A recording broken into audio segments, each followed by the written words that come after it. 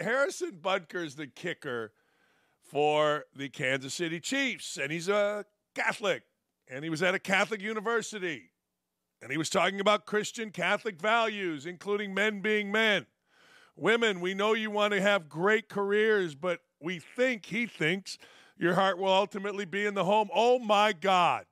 Oh, my God, can you believe he said that? And the NFL has now chimed in like, I don't care about simps like Mike Freeman, the race-baiting clown from USA Today, or Dan Wolken, the liberal clown from USA Today, or any of the little douchebag writers. They're douchebags. They can get angry, and they can go stand in the corner. Write your little article, pump your little chest, have your little editors go, oh, my God, this is so good, and go stand in the corner, you little liberal writers. But what irks me, and yes, I said irks me, is the NFL, the head of diversity, a made-up title nonetheless, and guess what? It's an African-American male is the head of diversity. His name is Jonathan Bean. Jonathan Bean ain't happy, and when Jonathan Bean and his made-up title ain't happy, ain't nobody happy. Tell you why I know it's a made-up title. Because Jonathan Bean's actual title is vice president. But, of course, with all the goings-on and the way the NFL runs itself, we got to have a chief of diversity and inclusion. And it must be an African-American man. Can you imagine if they put a white dude in there? It would have to be a gay white dude, and then maybe, just maybe, somebody would pay attention. But Jonathan Bean is angry. Jonathan Bean is condemning. I'm condemning.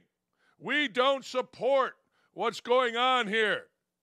Do you know there were 37 felons that over the course of the last 5 or 6 years have actually played in the NFL? Do you know Jonathan Bean hasn't said a damn thing about Rashee Rice going down the highway 118 miles an hour, crashing into people, or the current crime spree going on in the NFL with players and former players? Didn't say a damn thing. When that complete clown, fat, drunk idiot, Marshawn Lynch, continues to get hired by NFL properties. Hasn't said a word, but I tell you what, Jonathan Bean draws the line. We draw the line on the NFL with a heterosexual white Christian male. You're damn right we do. How dare he say young boys should grow up to be men? How dare he say that women will actually enjoy raising a family? He didn't say that's what they should do. He said they will enjoy it. Oh, my God. Harrison Butker actually did that. But again, hey, Tyreek Hill, come on in. Let's get some podcasts promoting the spousal beating. They have not cared even a little bit about child abuse, wife abuse, partner abuse, drunk driving, guns, meth. We haven't heard a word from Jonathan Bean. Not one single word. And I can get really deep into this if you want and tell you, whoa, man, who's doing 90% of the criminal activity that Jonathan Bean is not commenting on? We could get into that, but we won't. Because the focus apparently can only be on the white Christian Catholic male speaking to a Catholic university. Yeah, we must get angered. This is the quote from Jonathan Bean, NFL Senior Vice President and Chief Diversity and Inclusion Officer. I can't even say that without laughing. I can't even say that because it's a made-up title. I don't know how the hell Jonathan Bean got the job as Senior Vice President. We could all guess, but I know exactly how he got Chief Diversity and Inclusion Officer because of stupid stuff like this. He doesn't like white people. He doesn't like Christian white people espousing Christian values. In fact, this isn't a Christian white person value. These are values. Men be men, women be great. Basically, that's what he said. But it pissed him off because it came from a heterosexual white Christian man. Now, if an African-American dude had said that at the church down the street or at the big mega church, you would not hear from old Beanie. But old Beanie's mad. He saw an opportunity to jump in and actually do something at his job. And the safest way to go about it, the white Christian male. Beanie says Harrison Butker gave a speech in his personal capacity. His views are not those of the NFL as an organization. The NFL is steadfast in its commitment to inclusion, which only makes our league stronger. Really, why? What is inclusive? I mean, what's so inclusive about the NFL? You got white dudes, you got black dudes. I mean, you brought in some women as a show. I mean, the referee. You ever see the big woman that tries to make it down the sideline? She can't do it. You got rid of good referees, veteran referees, to bring in young women, African-American referees into refereeing, not because of them necessarily, but because of the entire program, because of the experience level, has gone to hell, and we all know it. So what has made the league better? This isn't a race or a sexist question. This is an honest question. The league is better because of gambling. The product on the field sucks. I mean, the product in-game sucks. Going to a game is awful. It is boring. It is dull. It is long. It stops too often and for too long. The one thing that has made the NFL better, to use their quote, is gambling. We can gamble on everything. We can gamble on how many rushing yards Jonathan Taylor, how many carries, how many completions by the quarterback. What's the score after the first quarter, the second quarter? We can gamble on the freaking national anthem at the Super Bowl, and don't forget the coin toss. We can gamble on all those things. That's what's made the NFL better. Not the play, not the touch football that we're seeing, not the diversity and inclusion in our referees. No, that hadn't made it better. That's made it worse on the field, and every single human being that's played football in the NFL will tell you that. They understand it. You got to make it safer because athletes are bigger, better, and stronger. But the league isn't better because of inclusion. The league's always had black guys and white guys, and the only people that fail to see that African Americans could be really good quarterbacks or could be really good head coaches was the white racist owner that, guess who Jonathan Bean works for? Them. They're the only people that didn't see it. Hell, I knew back in the 70s that Vince Evans was a better quarterback than Bob Avellini. I mean, damn. God rest his soul, Bob Avellini. The only people that didn't see it were rich white dudes that own teams. Everybody else in the world sees it. It's just like this. Everybody else in the world sees that what Harrison Butker is doing is great. It's about time men stood up for men. It's about time men stood up for kids. It's about time kids were encouraged to be themselves, not the effeminate version of themselves that so many want to push on them. It's about time it's okay for young boys to be what young boys are, which is protectors, hunters, gatherers, aggressive, not crazy, not criminals. No one's saying that, although I know that's how that turns. And Harrison Butker did that in front of an audience that wanted it. When you go speak somewhere, you got to get the temperature of the room, and the temperature of the room at his speech, Benedictine College, was Catholic. They asked Butker there for a reason. And if the NFL's little chief of diversity, Johnny Bean, gets mad, Johnny, here's what you do. You go stand over in the corner and be mad. But I would love to see how the NFL product is better because of diversity or because of any of this crap. Hell, the NFL is a shit product. Go to a game. It's awful, horrible, long, ridiculous, fights everywhere, god-awful. In fact, I gave up season tickets because going to kind of put me in a bad mood. It's like, damn. The NFL players, they're all right, but they're criminals. There's a current crime streak going on that's unprecedented. I didn't hear Johnny Bean say a word when that fat, drunken idiot, Marshawn Lynch, kept flipping cars, acting like a fool, being a drunk clown, and then getting hired by the NFL. I didn't hear that guy, Jonathan Bean, say a damn word after the first, not the first, but the second DUI of one of their employees. And you can say that broadcasters aren't employees of the NFL, but that would be naive. Everybody answers to Goodell in his office. When Richard Sherman got his second DUI, after, of course, the first one wasn't a DUI, it was a breaking and entry while hammered into one of his family members' house. You'll see Richard Sherman on the sideline. I didn't hear a word from Johnny Bean when Ray Rice was dragging his girlfriend across an elevator by her hair. I mean, I can go through the 37 felons if you would like that have played in the NFL. I haven't heard a word from Johnny Bean about Von Miller still playing in the league while a felon. No, he cares about that. But hey, we get offended when a Christian white heterosexual male gives his views. Oh my God. Johnny Bean has to stand up because, let me ask you, what else he got to do? I mean, he's in a position that's a fraud position. People recognize it's a fraud position. People are starting to defund the DEI position all across college campuses. So Johnny Bean, well, he's got to say something. I mean, damn, guys, I'm the NFL Senior Vice President, Chief Diversity and Inclusion Officer. Johnny Bean's a coward and a fraud. Speaking of cowards and frauds, Kansas City, well, I guess it's Kansas City. There's a petition going around. This is really funny. And 30,000 people have signed it. There's a petition on change.org to have the Kansas City Chiefs release Harrison Butker from the team, and it's got 30,000 signatures. Look at this. Why no outcry for release of players like Rashee Rice? I mean, all the dude did was injure 8 people, 8 felonies, acting like an idiot. It's come out that he shot up a basketball player named Kendrick Davis at SMU, shot up Kendrick Davis's car over a girl. Where is the outcry over Joe Mixon punching out a lady? Where's the outcry over spousal abuse? Oh, it's up to 94,000. Good. I tell you what I would do if I were the Kansas City Chiefs. I'll tell you exactly what I would do. I don't give a damn. I would tear up Butker's contract and give him a new one. That's what I would do.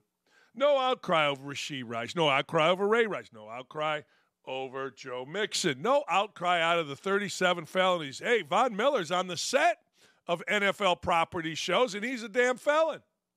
Go get him. Johnny Bean. Here's it. Butker represents a segment of the population that wants to go backwards. See, I would argue it's already backwards, and he's trying to turn it forward, particularly with women's rights. These people are getting bolder and more hateful. There was no hate in Butker's comments. There was nothing about women's rights. Their goal is to wrench power from a society that has become more pluralistic and diverse and put it back in the hands of a small group of men. And I can tell you in their universe, they aren't talking about men of color having all this power. Oh, they got it all in there. Again, none of this has to do with the loss of rights. None of this is no one is being emasculated. Well, you haven't paid attention. Men aren't losing power. Women don't need to stay in the kitchen unless they want to. That's exactly what Butker said. There are people like Butker who want to take America back in time, not the majority, but enough. See, that's crazy. What Butker's trying to do is flip America back on its right side. America's upside down right now with this stupidity. America's upside down with boys trying to be, that's Mike Freeman. Well, good for Mike Freeman. But little Mike, who is about this tall, has that little guy's thing, little everything. So, Mike, go stand in the corner. Yay, rah, you write for a newspaper. Back in time, Butker never said women's rights or gay rights or anybody else's rights were infringed upon. He's seen what society is doing to young boys, and he doesn't like it. It is always amazing to me that the supposed most tolerant are always the least tolerant. Mike Freeman tolerates nothing. Mike Freeman is probably not an idiot, but his views are always idiotic because they are always one-sided, racist, prejudice, and bias. And whenever that's you, that means you're a moron. I stand with Harrison Butker. He didn't say anything wrong. In fact, he said everything right. Young men, both African-American and white, need to start standing up, need to start being responsible. In fact, they need to be men. Not these little farm animals that go around sticking their pee-pee into things, having babies, and then running away.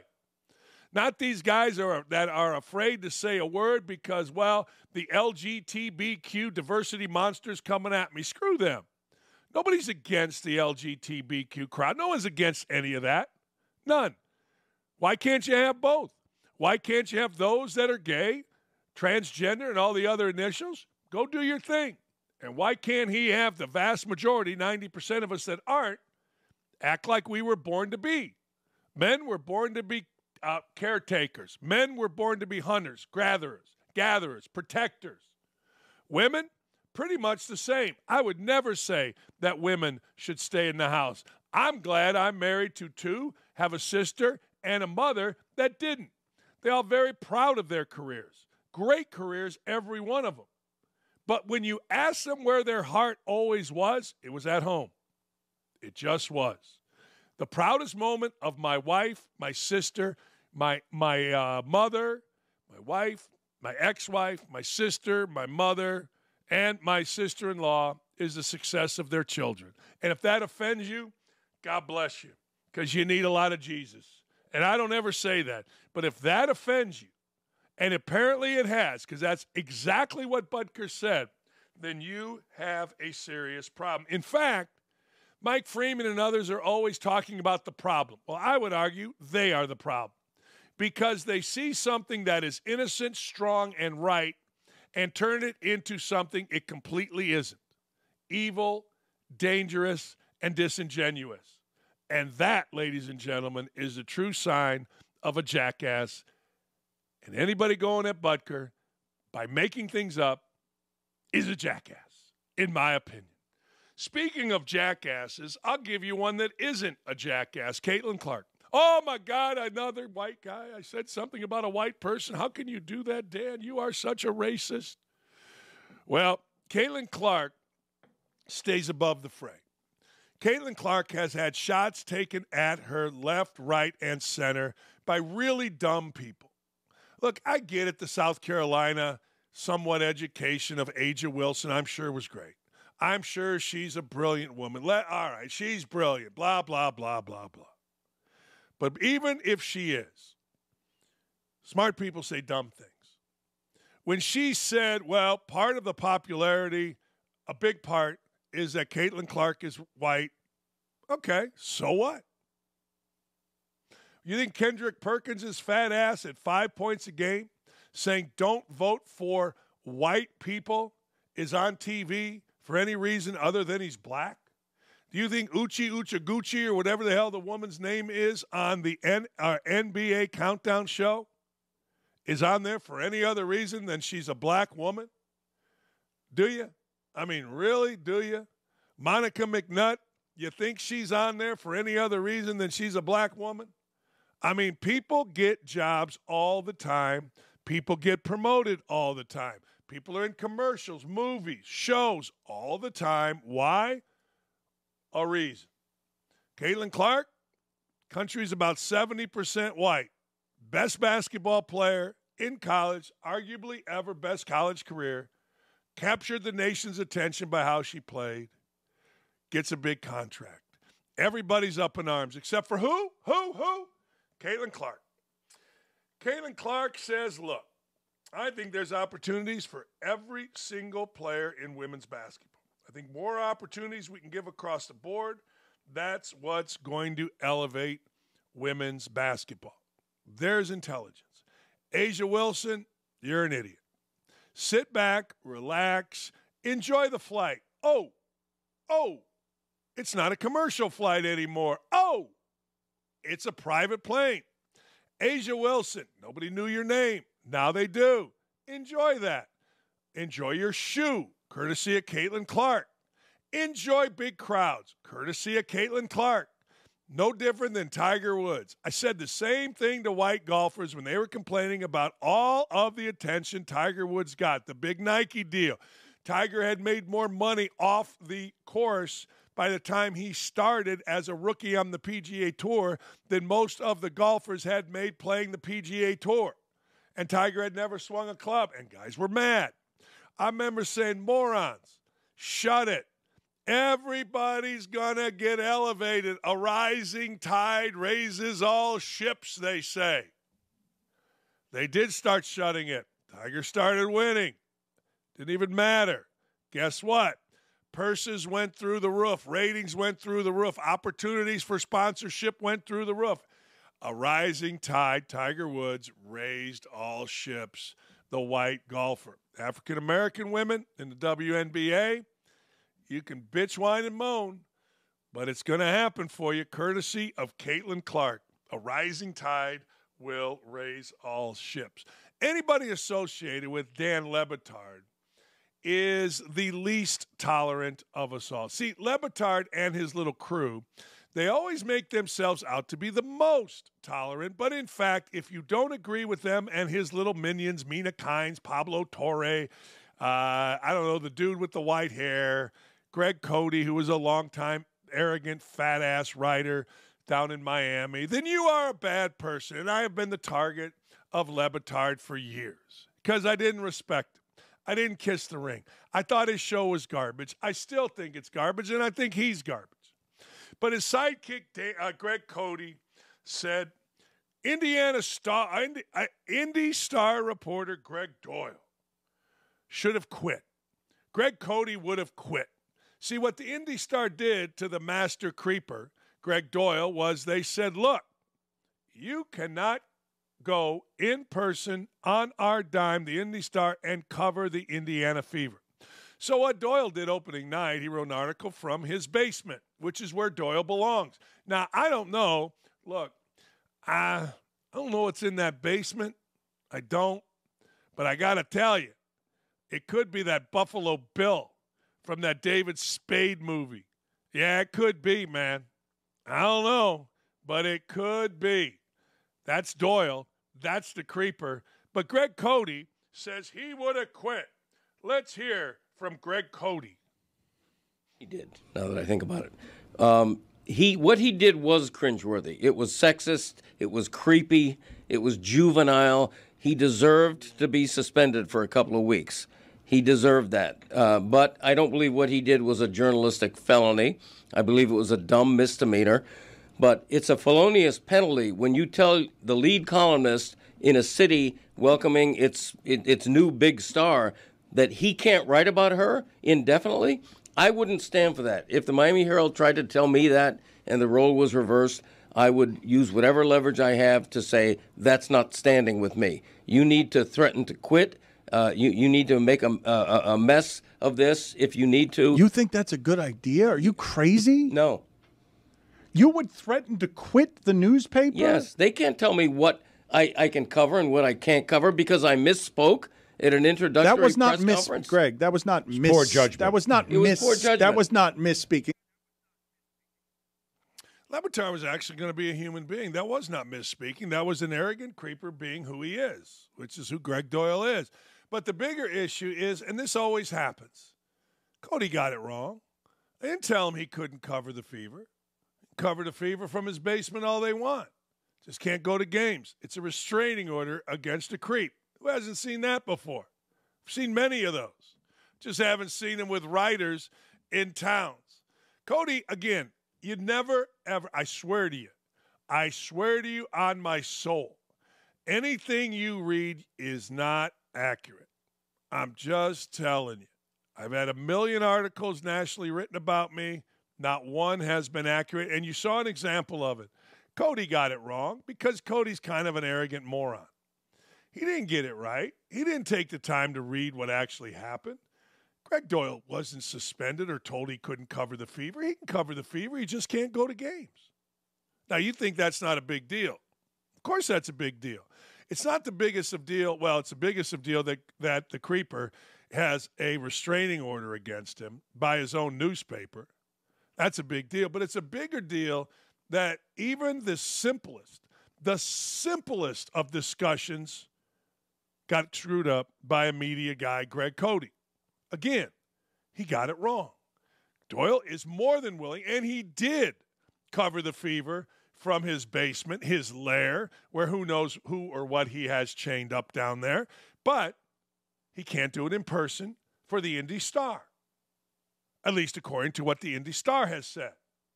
I don't know what else to tell you, Gregg Cote. You guys can never get it right. You sit there on the mount talking about evaluating everybody else, but you can never get it right. Imagine if there was something a little more complex. Imagine what Gregg Cote and the garbage he has written previous. That was actually a little complex. This was easy. This was very simple. This was out there for everyone to see. Gregg Doyel cannot cover the Indiana Fever in person for the Star. And Cote screwed it up. It's a little thing to you all, but it's a big thing to me because I know how these jackasses deal. All right, you all love Tom Brady. You do. I think Tom Brady's a felonious idiot. I think Tom Brady is a rotten human being, whether it is a scam on crypto, whether it is deflating footballs, cheating on his wife, cheating on his kids.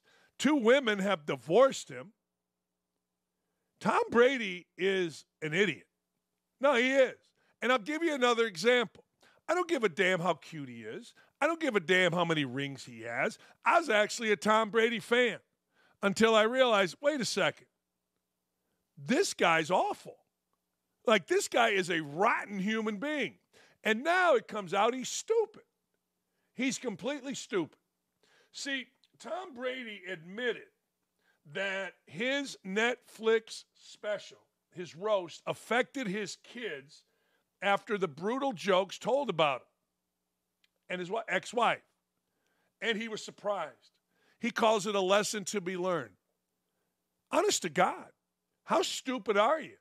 I've said forever, I've watched those roasts. There's not a chance in hell I would sit up there on one of those roasts with those people. Now, somebody local wants to do a roast, I get it. But honest to God, the more you delve into Tom Brady, the dumber he is. I get it. I'm on the wrong side of this. He's the GOAT. He's handsome. I get it. I do. I swear to you, I do. But I got to tell you, this man is a freaking cretin. I mean a cretin. I mean like stupid. Wait a second. Hold the phone. So you're telling me that Jeff Ross, Nikki Glazer are going to insult my family and my kids have to. I didn't realize. Tom Brady, I'm looking it up. Deflategate. Cheated on his wife or fiance when she was pregnant. Wasn't even smart enough to get a condom back when he wasn't married. Wasn't even that smart. Cheated on his girlfriend, this Moynihan lady, cheated on his kids by leaving her when she is pregnant. The crypto scam. He lost $30 million, but he promoted it. He and that clown restraining order Shaq promoted it, costing other people millions. He got illegal PPE loans that, of course, nobody knew about. I didn't know about. I guess I'm not paying that much attention to Tom Brady. And now it comes out he's just stupid. Nobody's going to agree with me. Nobody. But if you took away Tom Brady and all his little rings and his persona, we would, on a blind, you know how they do for the NCAA tournament, blind resumes? If I put up Colin Kaepernick's and I put up Tom Brady on a blind resume, you'd say Brady's the worst human being, but yet we kill Kaepernick for kneeling. I get it. This guy's horrible, and now he's stupid. Here's what Brady had to say about the roast. What's your biggest takeaway from that? Like, did you learn anything new about yourself? Which or part? Any of your, just throughout the whole part Of the roast? of the roast? I like I said, I loved when the jokes were about me. I thought they were so fun. I didn't like the way that it affected my kids. So it's the hardest part about like the bittersweet aspect of when you do something that you think is one way and then all of a sudden you realize I wouldn't do that again because of the way that it affected actually the people that I care about the most in the world. So like it makes you in some ways a better parent going through it because again, sometimes you're naive, you don't know, or you get a little like, oh shit, and like I said, I when I signed up for that, I love when people were making fun of me. And I always said like when I was going through all the Deflategate stuff in 2015, 2016, I watched 3 things on TV. I watched Premier League soccer, I watched golf, and I watched comedy shows. Because every time I turn on SportsCenter, I was like, are you fucking kidding me? Right. So it's like, I just want to like laugh. And so I wanted to do the roast because the guy Jeff Ross became someone that I knew. And then you don't see the full picture all the time. So I think it's a good lesson. Like for me as a parent, I'm going to be a better parent as I go forward because of it. And at the same time, I'm happy everyone who was there had a lot of fun. And I do think for me, just outside of, let's say that, it always is good. Like if we're not laughing about things, we're crying. And I think we should have more fun. Like the guys, like what did we love? We loved laughing in the locker room. Let's do more of that and love each other. And come on, man, celebrate other people's success. Tom Brady is so good, and he's so full of shit. I'm going to be a better parent. Well, you're a horse shit parent. I mean, let's just be honest. I mean, you've left your kids. I mean, I look at all these guys that say they're great parents, and, well, they're in this place or that place or that place. I'm not judging anybody, but Tom Brady's full of shit. And it's glorious to watch. Come on, man. If we're not laughing, we're crying. Really? No, we're not. How about if we're not laughing, we're actually maybe working? I mean, you ever think about that? Of course not.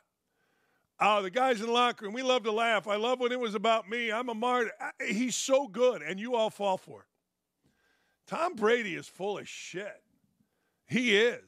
Tom Brady might be the most full of shit guy on this planet, and I'll be the only one to tell you.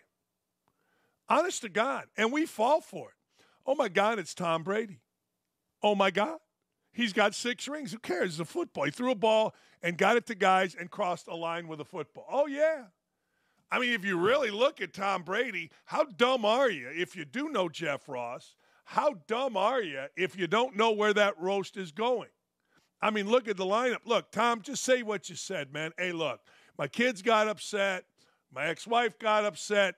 I ain't mad at my ex-wife being upset, but you know what?